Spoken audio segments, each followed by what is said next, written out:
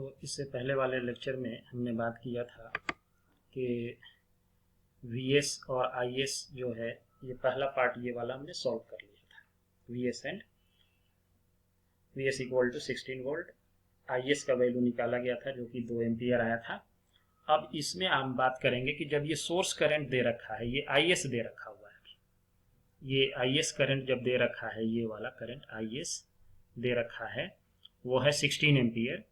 तो इस आई को जीरो करने के लिए ये हमको सोर्स वोल्टेज कितना देना पड़ेगा कि ये आई का वैल्यू जीरो हो जाए जब ये हमारा 16 एम्पियर का करंट आ रहा है। तो इसको भी सॉल्व करना है सुपरपोजिशन के हेल्प से। पहला वाला जो मैंने सॉल्व किया था, ये मैंने इसमें भी आपको ये दे दिया है कि इसको पहला पार्ट वाला ये सॉल्व किया हुआ है। दूसरा पार्ट जो है हम यहाँ से देखते हैं।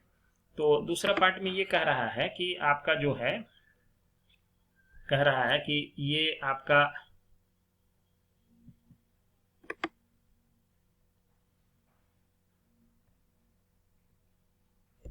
इसमें कह रहा है कि ये Vs का वैल्यू जो है निकालना है, फाइंड Vs करना है। Is दे रखा है, Is is equal to 16 ampere और हमें जो है Vs का वैल्यू निकालना है।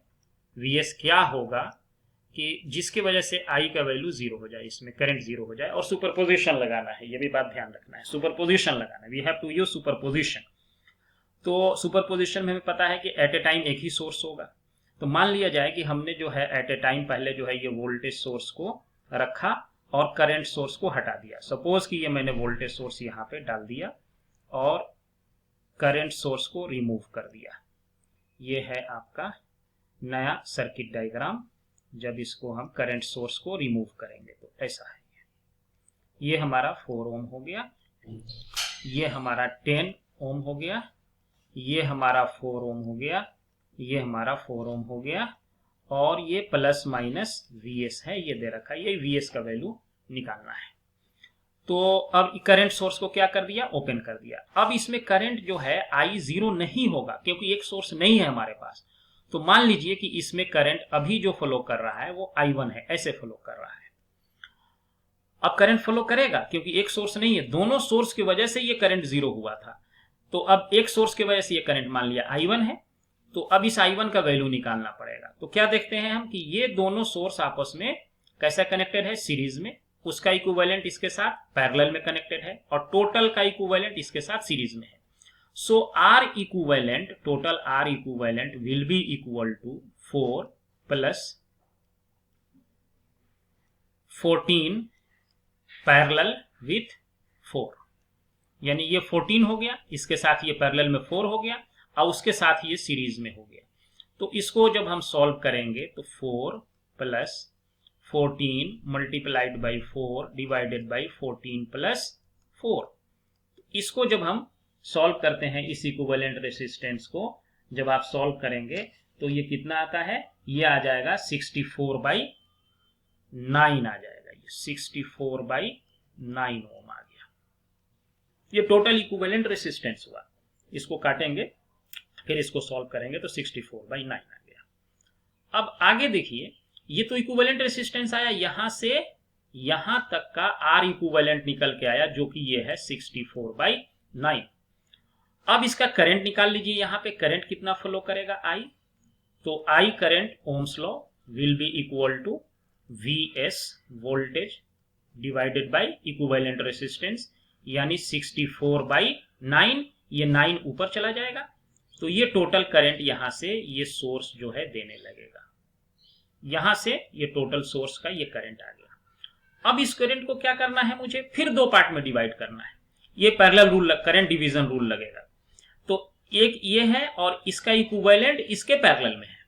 So I1 will be equal to, तो इससे हमारा I1 निकल के आएगा कितना, देखिए ये करंट I मल्टीप्लाइड बाई इसके ये वाला रेसिस्टेंस पैरेलल वाला 4, और फिर क्या करते हैं, टोटल रेसिस्टेंस को ऐड कर देते हैं।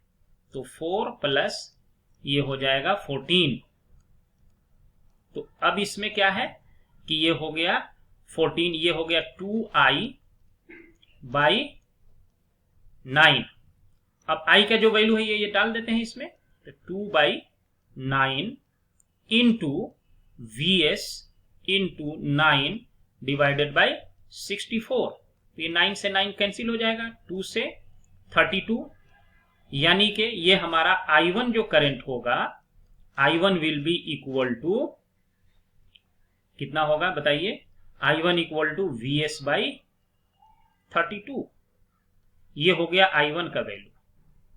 एक स्टेप हमारा काम हो चुका। अब दूसरे स्टेप में फिर हम जाएंगे। दूसरे स्टेप में क्या करेंगे, सर्किट डायग्राम खींचना पड़ेगा, खींचते हैं अभी। दूसरे स्टेप में क्या करेंगे, इस वोल्टेज सोर्स को रिमूव करेंगे यानी शॉर्ट करेंगे और इस करंट को सोर्स को लगाएंगे और फिर इसमें करंट निकालेंगे कितना फ्लो होता है। तो ये देखते हैं दूसरा स्टेप। दूसरा स्टेप में हमारा जो है सर्किट डायग्राम सबसे पहले हम बना लेते हैं।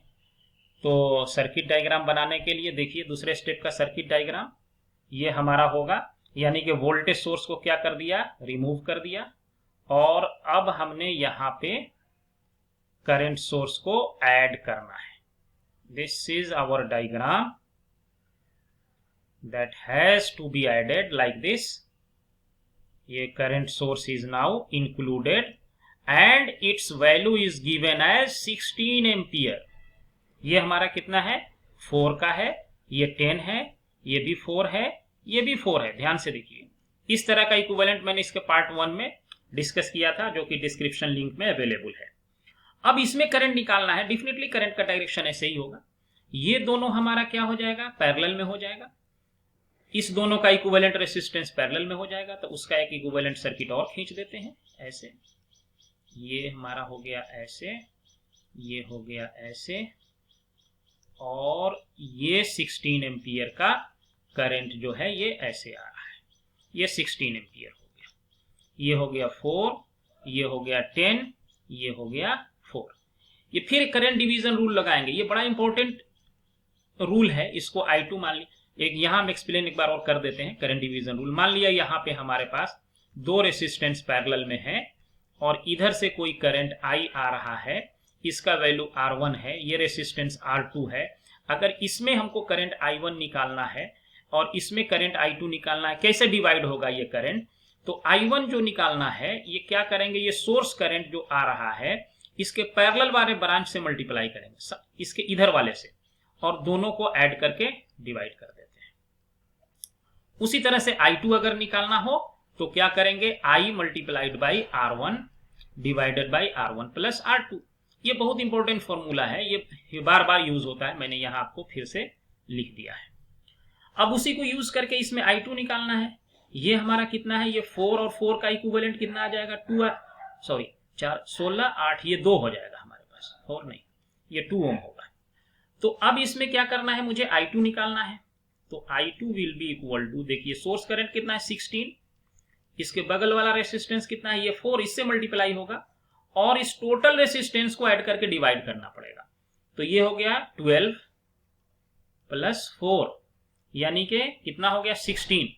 तो ये कितना हो जाएगा 4 हो गया, यानी इसमें करंट जाएगा 4 एम्पियर का।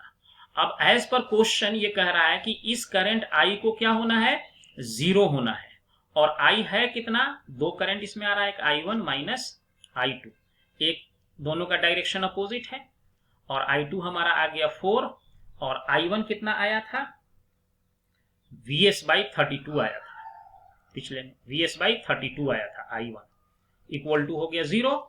तो इसको हम अगर सॉल्व करेंगे तो हमारे पास VS इक्वल टू हो जाएगा 128 वोल्ट हो गया। यानी ये इतना इंटरेस्टिंग क्वेश्चन है, इसको हम डायरेक्ट चाहें तो किरचॉफ करंट लॉ से भी सॉल्व कर सकते हैं, लेकिन क्वेश्चन पूछ रहा है किरचॉफ सुपरपोजिशन लगाना है। तो सुपरपोजिशन लगा के इसमें क्या कह रहा था कि करंट आपको 0 करना है जब दोनों सोर्स है। तो ध्यान देने वाला बात यह है कि जब एक सोर्स रहेगा तो करंट 0 नहीं होगा, नहीं हो भी नहीं रहा है। देखिए एक में 4 एम्पियर आ रहा है, जब दोनों सोर्स लगता है तब उस करंट का वैल्यू 0 होता है।